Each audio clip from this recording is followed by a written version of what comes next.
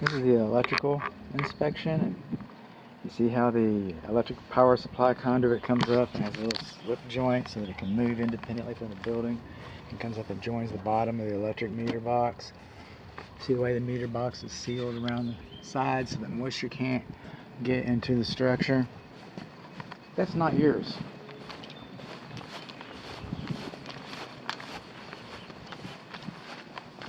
Look how your power supply conduit comes out way out, just bowed. I've never seen one that has looked so unconventional before. This is our meter, this is the disconnect. And yes, these boxes should be sealed on 3 sides to help, including inside of here, because they missed it over there. Including inside of here, it should be sealed on 3 sides so moisture can't get into the brickwork. Now L1 and L2, when they come in like this, you're supposed to have an unconductive protector over our copper wires. If you don't know that's hot, you don't belong in this box. I get that. Now this conductor had a little rubber anchor, a little neoprene anchor that popped in there and holds it in place. And we're missing our anchor. This is a good example here though, while we're at it. Lightning hit this house. You see it's come down the rain gutter there, blew out a couple of holes. It came down here pretty much unmolested, except that it couldn't find its way to ground. Because that's what lightning's trying to do. They say it comes up out of the ground, but how? Sucks it out of there. I don't. Okay. So it comes down here, my language, and blows out here and reaches across inches to this box. And then this box is bonded with this nut. So it went all the way through this box. This box was energized. It went over to here, because that's bonded to the box, right? So it comes over here, through here, comes through here, goes down the ground. Is that crazy?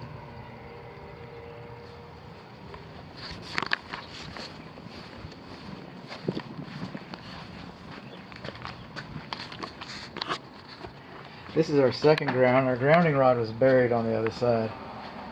I showed you a little more of it, but it wasn't much to see because it was buried. This is our UFER, U-F-E-R. No, it's not. I don't know where our UFER is. I can't find it because of storage. Looks like it might be over there behind those bricks. But I'd take a look at it. Inside these boxes, our bonding location, our UFER is not labeled.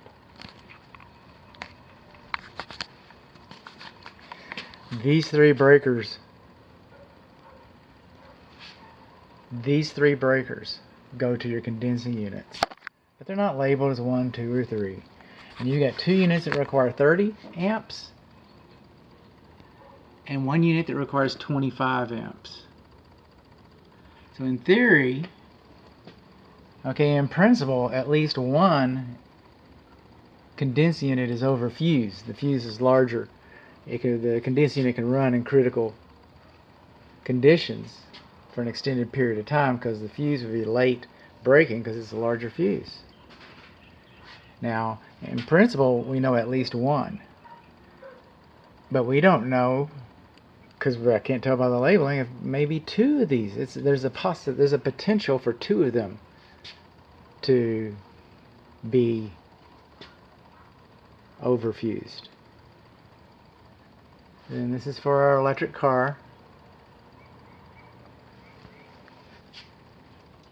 And I thought those are supposed to be GFCI protected. That's not GFCI protected. Our closed dryer is GFCI protected.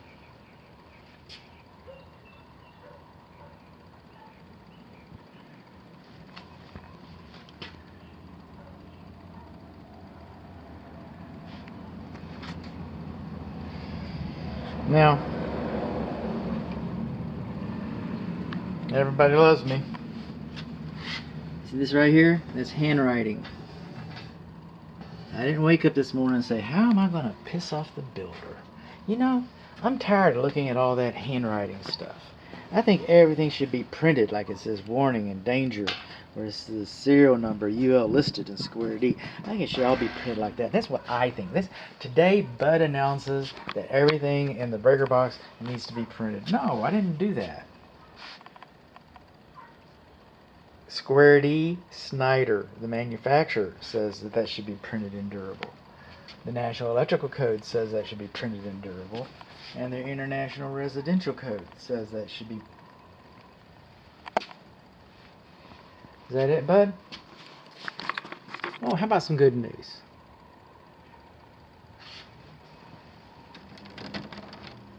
How about some good news? These boxes have been recalled. That model has been recalled. That model has been recalled. However, only a certain number of boxes, cabinets, load centers, breaker boxes, electric service panels, call it what you will, only a small bracket were actually recalled. A lot of, okay? These numbers indicate that these cabinets were not deemed for recall. So this model has been recalled, like a 74 Pinto might be recalled.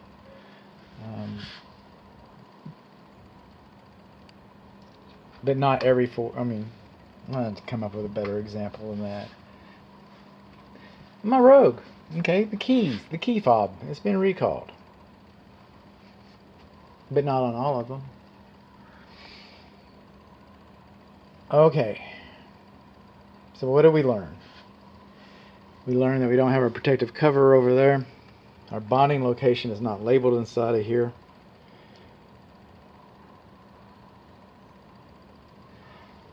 At least one condensing unit is overfused. We do not have GFCI for the electric car.